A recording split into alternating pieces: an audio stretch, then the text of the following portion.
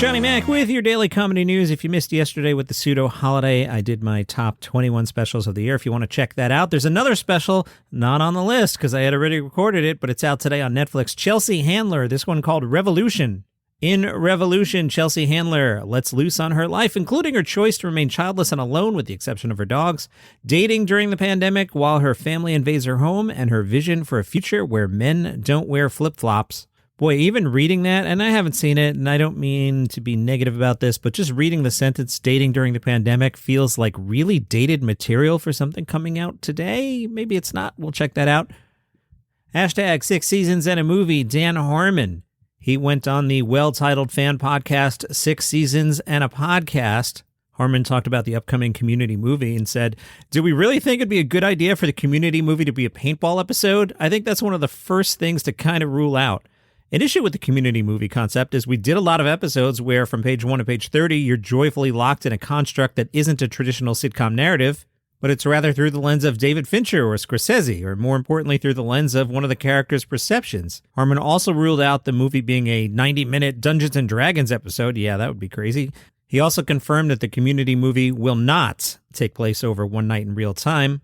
Dan Harmon credits TV writer Andrew Guest with helping formulate the story of the movie, suggesting that Guest deserves a medal for his efforts. "I could riff some examples of things that I think would be a bad way to get started on a Community movie premise. One would be like, Greendale Community College has been closed down for 10 years. That'd be an easy, natural thing because, right, the campus is the show's been off the air. Okay, great. But now you're going to spend your movie painting and fixing windows in abandoned hallways without students going to and fro." Harmon said even though it's almost a decade since the show ended, his characters have grown and developed in that time, but they're still unmistakably themselves. He spoke about the importance of Joel McHale. "If we didn't have Joel, then I don't know how you would rally a cast like that, all of whom are incredibly exceptional people, but they all trust Joel. He's a natural leader, and that includes me. Like, Joel got my job back. Joel's just that guy." And it's kind of funny, because that's Jeff Winger's natural gift as well. No release date yet, but it will be on Peacock, so I guess we'll all have to subscribe for a month and then cancel. This is the final week of Bill Engvall's comedy career. Bill, congratulations on your retirement. I worked with Bill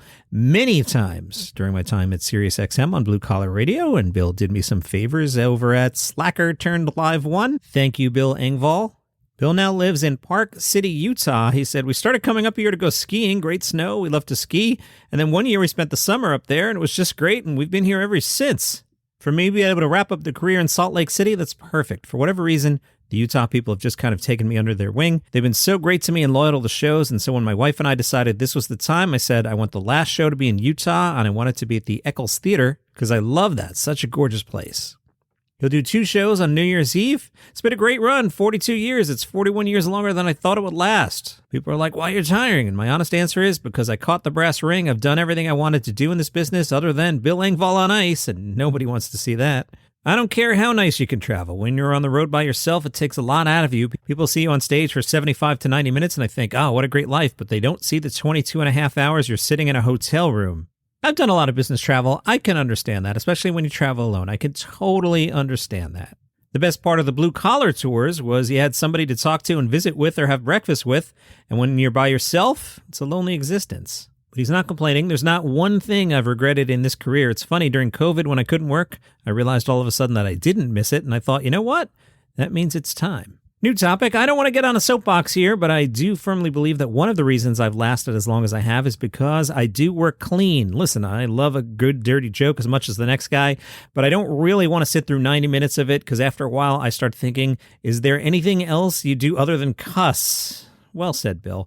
Sidebar here. So I spent some time backstage at some of the blue collar tours, and I remember hanging out post show. I'm not humble bragging. I'm just telling you a story. We were in Nashville? ? It was Jeff and Larry, and it was fun watching them trade jokes because Larry would think of something that worked much better for Jeff's act, and Jeff would think of something a touch naughty and give the joke to Larry. It was a lot of fun to just watch the camaraderie between the guys. Yes, that was Nashville. I am thinking back to it now because I remember having a conversation with Ron White. Yes.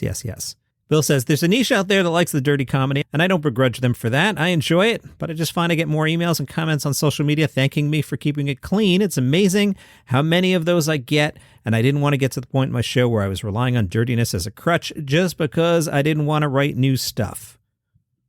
I will sidebar again, and I had recently shared this with one of the listeners. I'm not a comedian, never done stand-up comedy. I'm not claiming to be funny. And you're like, yeah, we know that. But one of the many things I do is I teach a college class, and I have shared with the students, I can get a laugh out of you saying something really vile, and then I will say something really vile about, I don't even want to say it. And it gets a laugh, and then I point out to them, I didn't even tell a joke. I didn't even do a setup. I just said something vile and I got a laugh. So I'm with you, Bill Engvall. Working clean is the better way, and not from a prudish standpoint. It just, and I remember Jeff Foxworthy telling me this the first time I met him, it broadens the audience.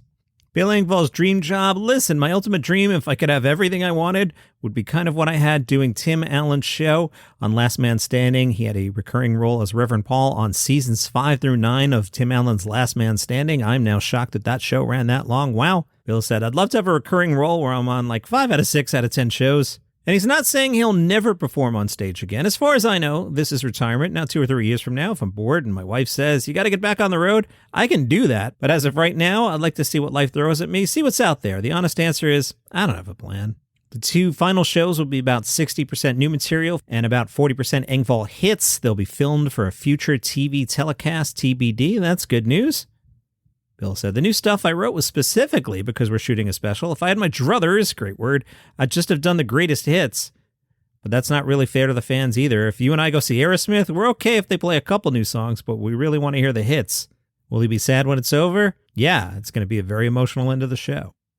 Paste Magazine did the best comedians of 2022. This is not a list of specials. This is a list of comedians. Paste says, here's who we deemed the best comedians in 2022 in alphabetical order. Okay, so there's no ranking here. Let's see who they have.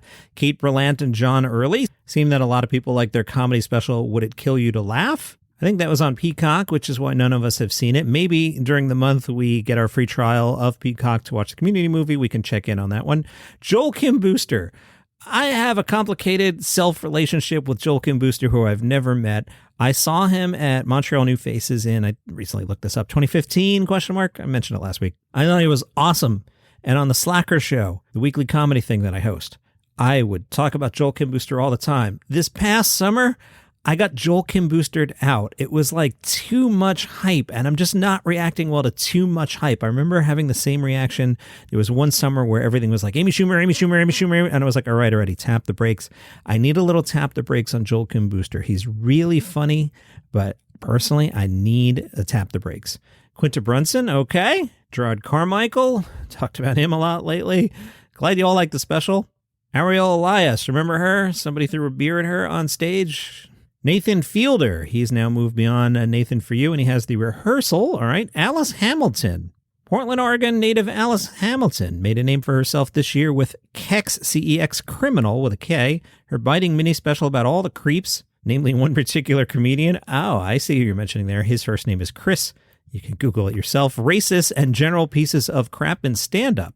A self-appointed comedy vigilante, Hamilton decimates her targets concisely and hilariously in less than half an hour. Very interesting. Where can we find that? All right, I clicked on the link. It seems to be on YouTube for free under Alice Hamilton's channel. I am saving this to watch this later. Who knew? Next up on Pace List, Allison Liebley. Her show, Oh God, a show about abortion. Yeah, I saw a lot of buzz on that in the summer. The Kids in the Hall. Oh my goodness, I forgot that came back this summer. You noticed it wasn't on my list. I love the original Kids in the Hall. This new version, I think I got half an episode in, and I don't know. Is it good? I didn't watch enough of it. I mean, there were like 8 episodes. I didn't watch enough of it to judge, but I've read to you a lot of end-of-year lists, and they didn't make it, right? That probably speaks volumes. Jana Schmieding. Apparently she was on Rutherford Falls, also on Peacock, which is why none of us saw it, all right? Pace Magazine seems to think she was good on that. Oh, and that's the end of the list. S was the last person? I wasn't ready for the end of the list. Johnny Mac, why don't you pre-read things? Because that's not as much fun. The Guardian asked Phil Wang, and I like Phil a lot, a bunch of rapid-fire questions. You ready? Phil Wang, what's your greatest fear? Nuclear annihilation and not having the right clothes for it. Aside from a property, what's the most expensive thing you've bought? My sofa. Why are they so expensive? They're just long chairs. What's your most unappealing habit? I play too much online chess. Who's your celebrity crush? It's a toss-up between the actress Ana de Armas. Good choice, Phil.